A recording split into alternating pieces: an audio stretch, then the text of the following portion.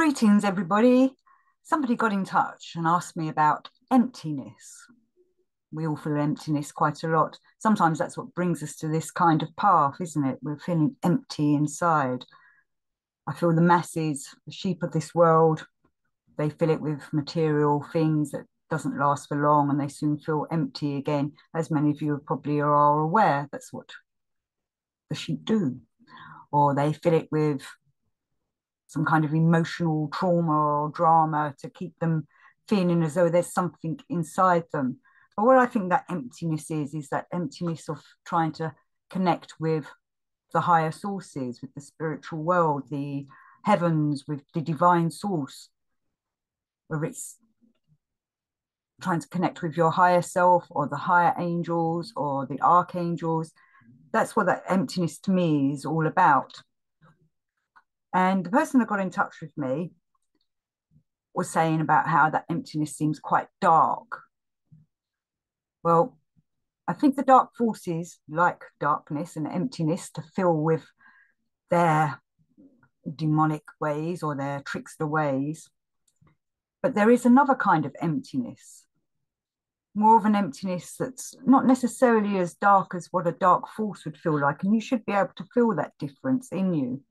If that is a dark force is eating away at you, it will be putting negative thoughts into you and negative ideas, making you feel bleh, rubbish inside, rubbish with everything else.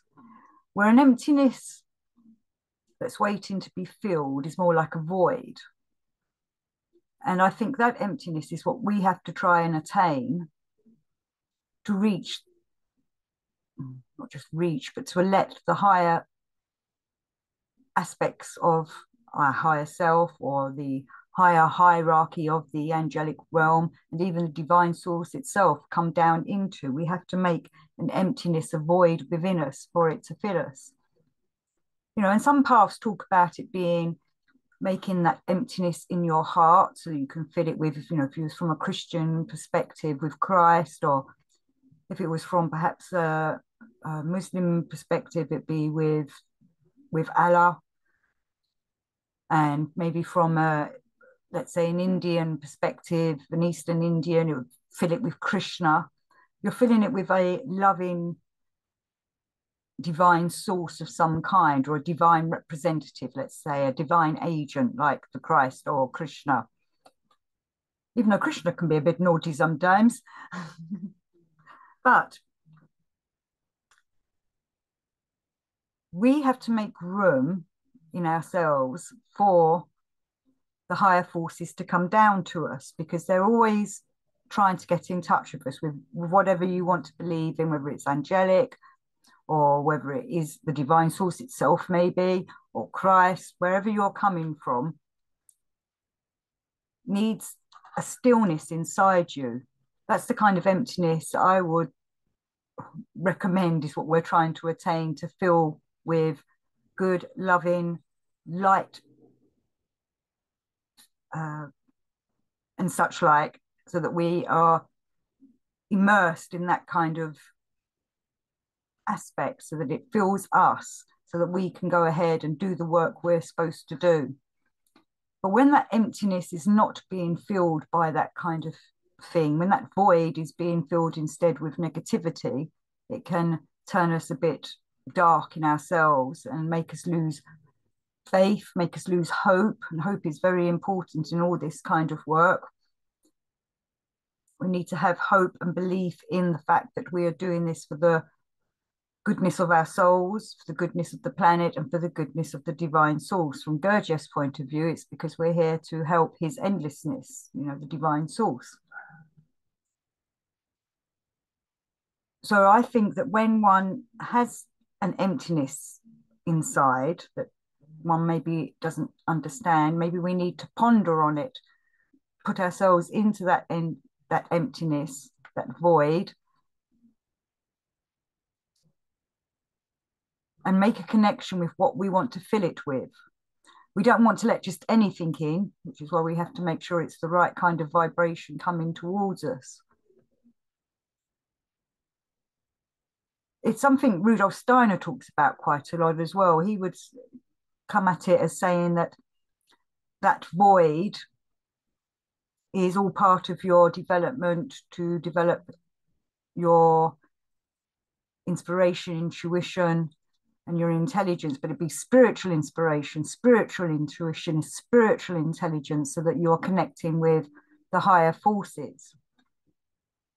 I think Gurdjieff would probably see it as finding it a way of, again, a spiritualization of your thinking processes, your emotional processes, and your obviously your physical processes, your three centers.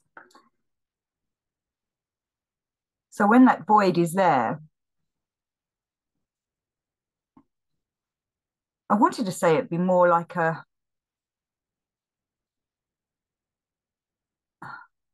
it's difficult to explain this kind of thing because a void we all think of immediately as a darkness, as a hole, a gap in us.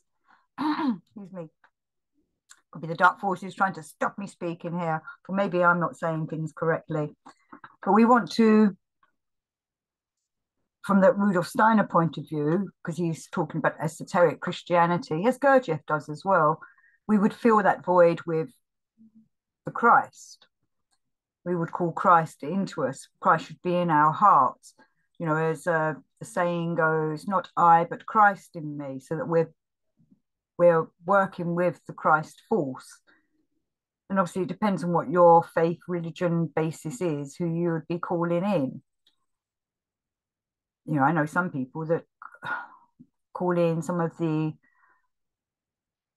more pagan type gods. Well, maybe that would work for you. I myself have worked a lot with Thoth, and I tried to call him into, or used to try and call him into me to not, it's difficult, isn't it? Because there's a difference between invoking and evoking, which I know many people get mixed up. When you invoke a deity or a higher being, you are calling it into yourself. When you're evoking it with an E, you're calling it to you, to be around you, to work with, but it's not inside you. Where this void, this emptiness, we're trying to fill with the right vibration, the correct vibration.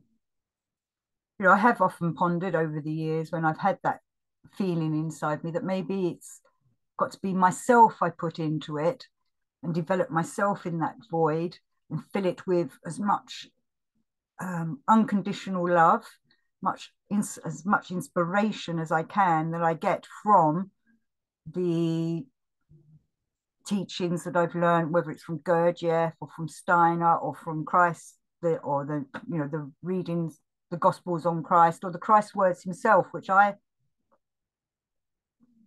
use the book called The Two Ways, often known as the Didache, which is the book of the right way, the right path, and the wrong path, how you can go downhill into the materialistic world, which is what the masses seem to be doing, or the right path that keeps you on your spiritual soul development. Then there's other paths that I've looked into that talk about this void being in your solar plexus, which is where all our emotions are, and that it's trying to bring together all your emotions so that you can control them, so that they are not running willy-nilly and taking control of yourself, but instead make it so that you have what's the right word? I suppose it is still like control, negating your being aware of your lower nature and instead trying to bring your higher nature in. And your lower nature would be all like what we would call our animal instincts of, you know, not thinking what we're doing, just going along with things. The higher nature would be more of being attuned to the universe and to the will of God or the divine source, which is what this work is supposed to be helping us become more attuned to. And the way most of us are brought up is to work with our lower nature, unless you're brought up in a very kind of, not necessarily a religious family, but a family that puts forward ethical and moral ways that are, could they be driven into you? Maybe you'd be more aware of who you are and what you're doing. So if you encountered this kind of void, you would know how to put them kind of implications into you. But this kind of work also makes you see how everybody else who isn't doing this kind of work and lives a kind of a bit of more of a chaotic life, even though they think they're in control of their lives, we can see how they rub up against us, how we rub up against them, you know, because they don't like it that we're slightly different, because we're looking at things through spiritual eyes, where they're looking through at things through materialistic eyes. But then I find that the Gurdjieff work has helped me navigate my way through that kind of encounter. Sometimes I slip up, as we all do, but it has made me more aware of who I am and what I am over the years, and how I'm acting and trying not to react to situations. Like I'm working upon the situations in a work sense, rather than just being, you know, the Debbie that used to be the sleepy Debbie that just used to react to everything, perhaps didn't think consciously about things. Whereas when we're working on ourselves, we're trying to think consciously. So into that void of emptiness that we sometimes feel inside us, we need to also fill it with that kind of thought pattern, putting in the idea of being awake and conscious, being conscious of what we're doing, what we're saying, how we're being, which is again a very important word in the Gurdjieff work. You know, how is our being? And if we're feeling empty, perhaps we've had a bad day, that's when we have to work on ourselves even harder and try and bring ourselves back up to a more harmonious level.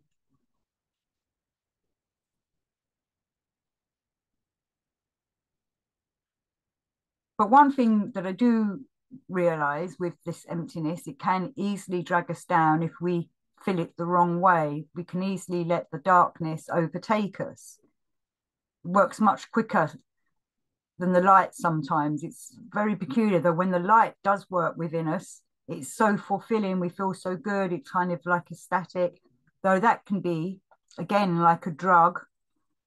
And if we don't become aware of what we're doing, we can go a bit too much overboard and slip and fall. And then we have like any drug user, there's a come down afterwards, which is why it all has to be balanced. And Maurice Nicoll talks a lot about the balance. So he talks about the scales. So we're going up and down, up and down, up and down. And we need to have it balanced within us, them scales, so that we are balanced and more, it makes us more aware of who we are and what we're doing. But the scales can be easily tipped by situations, people, things happen that knock us a bit. And the scales can also be tipped in another way, where something so fantastic happens to us that it, you know, not it rubs our ego in the right way, but it makes us go too much the wrong way still, because we're becoming egotistical, or too much pride in what's been happening or something. And what happens with pride is always a fall behind it. Not necessarily a fall as fall over, it can also be the fall, FOOL. You can become the fool.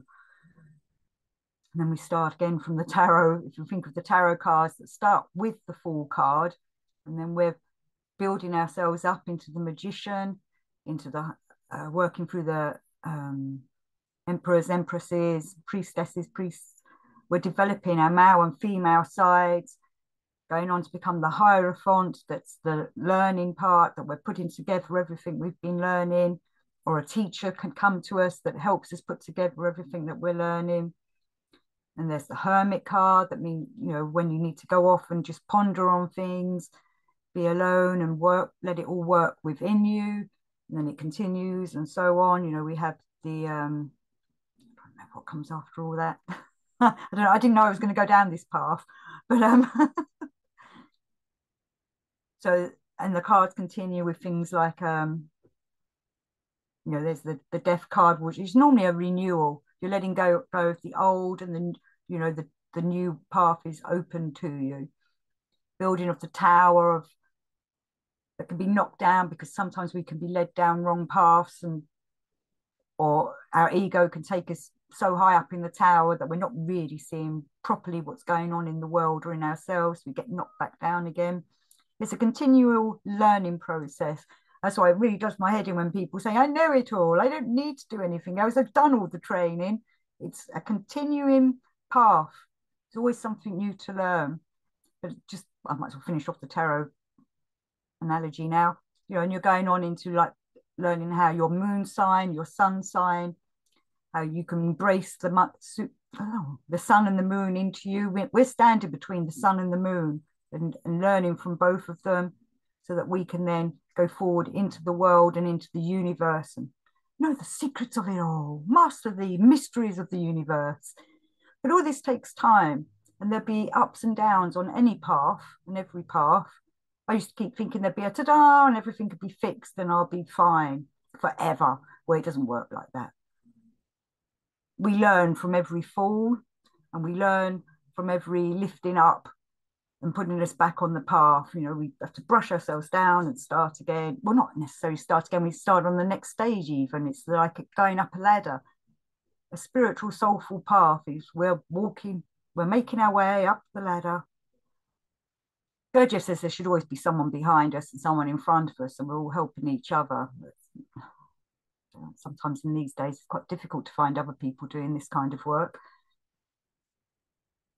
But that shouldn't put us off. We need to continue working upon ourselves. I've said before, these shows I just do to encourage myself and to encourage other people to stay on the path. So I was going to go back to the void within us. Fill that void with unconditional love, spiritual lightness, and look for inspiration, intuition, and intelligence of the higher order to help you. And I still feel that that void is there for you to call down the higher beings to help you and give you the information you need. It will come to you in some kind of subtle way. Or maybe it'll slap you in the face and say, here it is. I don't know. But that's what I think the void would be within each of us, and the emptiness that's within us. When we feel it, we just got to make sure we don't let it be full of the darkness. So with love and light, thank you. Keep your void full of goodness.